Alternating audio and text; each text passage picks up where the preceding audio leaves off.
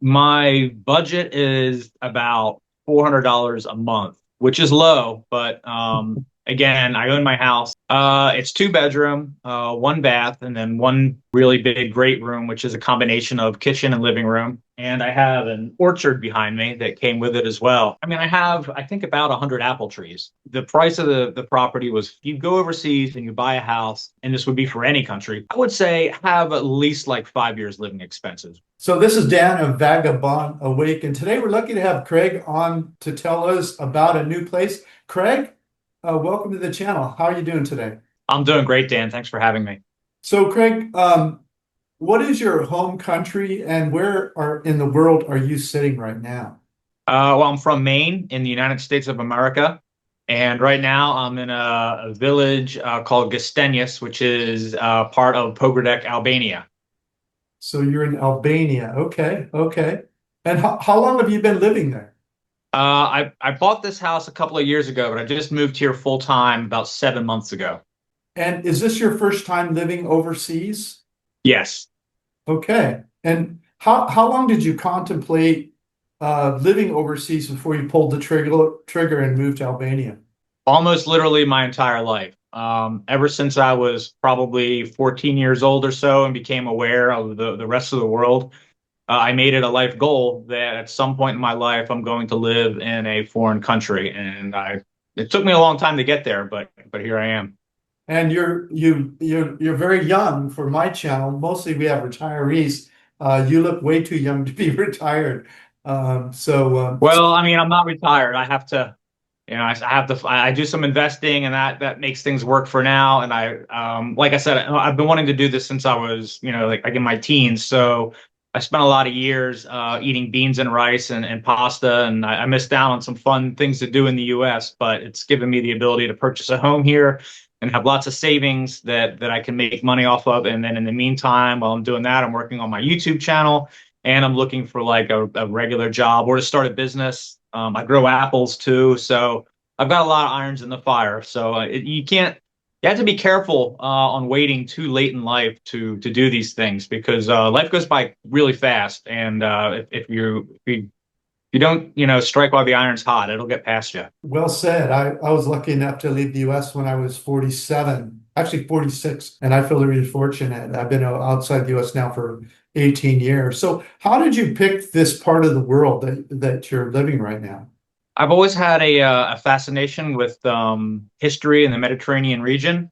I'm a biologist, but I did my minor in classical studies with a focus in Greek history and language. And so I kind of decided that somewhere in the Mediterranean basin is where I wanted to be. I looked around at different countries, and it's really hard to move to an EU country as an American, as I'm sure you know. So I found out that Albania and the United States have a really good relationship, and I had some Albanian friends in the United States. So I came here a couple times on vacation and scouted it out and loved the people, loved the food, amazing scenery, and decided that I was going to make this my home. Yeah, so you did your research. Very smart man. So, have you done any dating yet? It's funny you should say that. I just started dating this amazing woman a couple of weeks ago, and she is an American as well who moved here from Ohio, and she's been here for about a year. One of the things people are always curious about moving overseas is what it costs to live somewhere. What are your living expenses? I guess you bought your house. Do you have a mortgage payment, and then what are some other things like utilities, groceries, restaurants, your smartphone, maybe, going out and Yeah, eating? Like what's a typical monthly for you? And how's that it break down? varies a lot. I Yeah. mean, not for me. Like I own my house outright, which is great, so I don't have to pay rent. My utilities are usually about $40 a month, and that would be electricity and water. But I'm very sparing with it, and I have a wood stove in the winter that I use. Going out is probably the best thing about Albania. Like you can go out for an amazing dinner for two people with a liter of wine, and it would be between $30 and $40, which is just insane. And I'm talking like a nice restaurant with like roast duck or something along those lines. My budget is about $400 a month, which is low, but again, I own my house. So I don't have a lot of expenses. You asked me about my phone. My phone is $15 a month. Um, Generally speaking, to be honest, I probably end up spending between $500 and $600 a month. But my target is $400 a month, and I do reach that sometimes, but not all the time. So you own your home. If you were renting it, any idea what it would rent for? Renting here, it depends on what city you're in, but anywhere between like $300 $600 a month. And how And I much? mean, and up if you want something really nice in the capital, but generally speaking, we're 300 to 600, which, for an Albanian is very expensive, but for an American is very inexpensive. And how many bedrooms? How many baths? How many square feet? And what the thing cost, if you're willing to say? It's two bedroom, one bath, and then one really big great room, which is a combination of kitchen and living room. I have a patio, I have an outbuilding, and I have an orchard behind me that came with it as well. I I don't know the square footage off the top of my head. The whole property, I believe, is 1,500 square meters.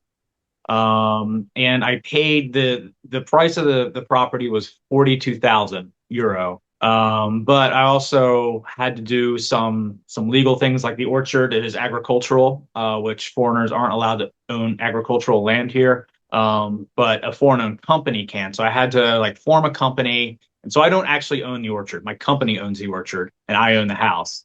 But I own the company. It's like, one of these like legal loophole kind of things. So Yeah. all said and done with the legal fees and everything else I had to do, I probably ended up around 52,000 euro. Any idea what the house would have been without the orchard? Probably about 35, 40. Well, that's really great. Tell us about, as an American, when you go there, when you show up, how long do they give you before you have to worry about And they give you an residency? entire year. A year. Yeah, a year of visa free. One of the great Albania and America have a really good relationship, and I believe Americans exclusively get this 1 year visa free travel here. And then they also allow Americans to, if you purchase a home here, you can get a residency visa, and that is for up to 5 years. And then after that, it becomes permanent. And then after 7 years, you can apply for citizenship, and you have to take a language test. They're easy on Americans. We were there last summer. I don't remember when, maybe August, and we really loved Albania and the food, the people, cost of living, everything. So I can see why you're a big fan of it. Give the people an idea. How does it feel different than the US? It's very different in a lot of ways. Now, understand too, I live in a village, so that comes with its own caveats and so forth. But generally speaking, so you don't go to Walmart, right? So you have a lot of more mom and pop style stores, which is something I love. And you kind of find that the stores you like, the people you like, that have the products you need. But sometimes you have to go to a couple different places to get what you need. And then there's like a bazaar in part of the downtown where you have lots and lots of fruit and vegetable vendors and the fishmonger and so forth. So you go there to do your shopping for food. There are supermarkets, but even the supermarkets don't really have produce. They pretty much just have like dry goods and some canned goods and frozen stuff. So it's very, very different in that respect. And sometimes it can be a little frustrating because it's, if you're in a hurry and it's like, I want to go to one place and just get everything I need and go home. Well, that you're not gonna get that. Or, oh, I want to go on Amazon and just order something and have it here tomorrow. I mean, you can't come here with that mindset because it's not going to happen. You have to have a little bit of patience, and you have to enjoy that style of shopping. So, I'll go to like 4 or 5 different stalls. Oh, this person has really good looking tomatoes, but their cucumbers are looking a little rough. And I go to the next stall and buy the cucumbers and the peppers and Yeah. so forth. So it's a slower pace of life. I prefer it this way. Some people would not, but I really like it. And I like the fact that I'm not giving my money to some big corporation when I go into a store and I buy a few things that I need, so, like chairs, or like I just purchased a couch. I'm buying it from a family,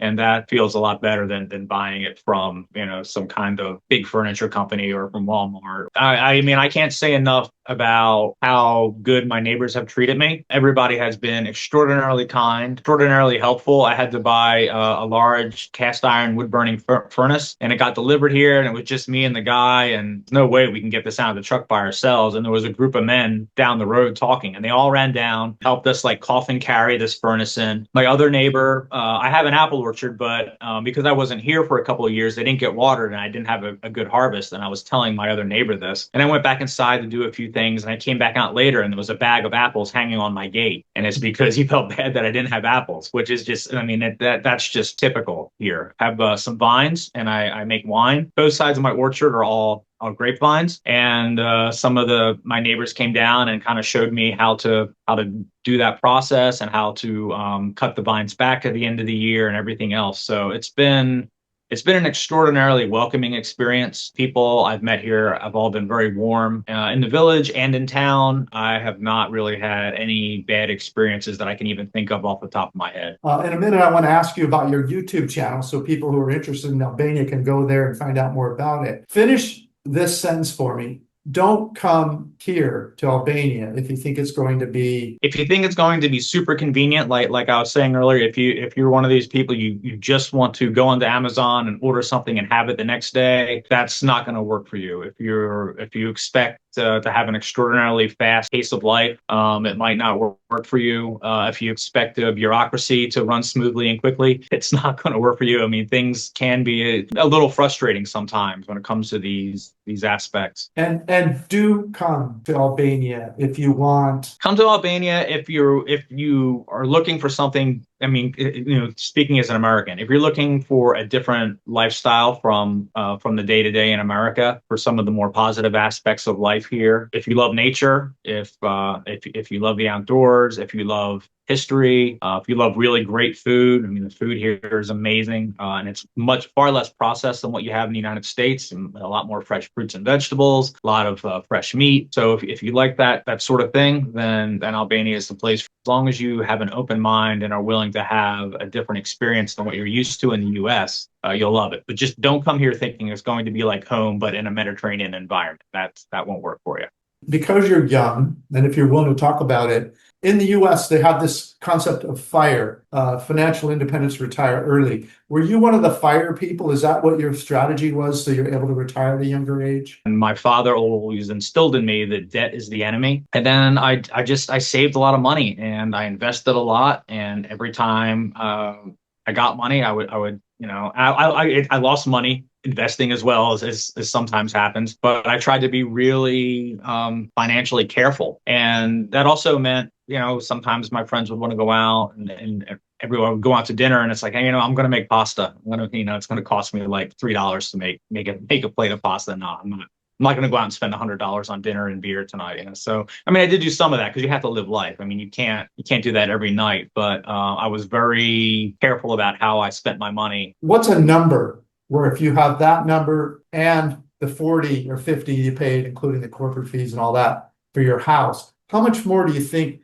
you need to have set aside in order to throw that $600 a month cash flow out? Like how much, like before you decide to do something like what I did, how much money should you have in the bank? Is that like what you're asking me? I think it all really depends on which country you're going to and what the living expenses are there, of course. But like after securing like the home and all of those other things, I would say when it comes to like liquid, a minimum of it depends on who you are, but I would say I wouldn't do it less than with like $100,000. Yeah, and the more the better, right? Like because once you get the interest going on those things, you can it really helps out. And if you can take some of that money and invest it in some good investments, then that can pay off as well. So I'll put it like this: you probably, if you go overseas and you buy a house, and this would be for any country, I would say have at least like 5 years living expenses where you can live frugally and still survive, figure it out as you go, whether it means starting your own business or getting gainfully employed somewhere.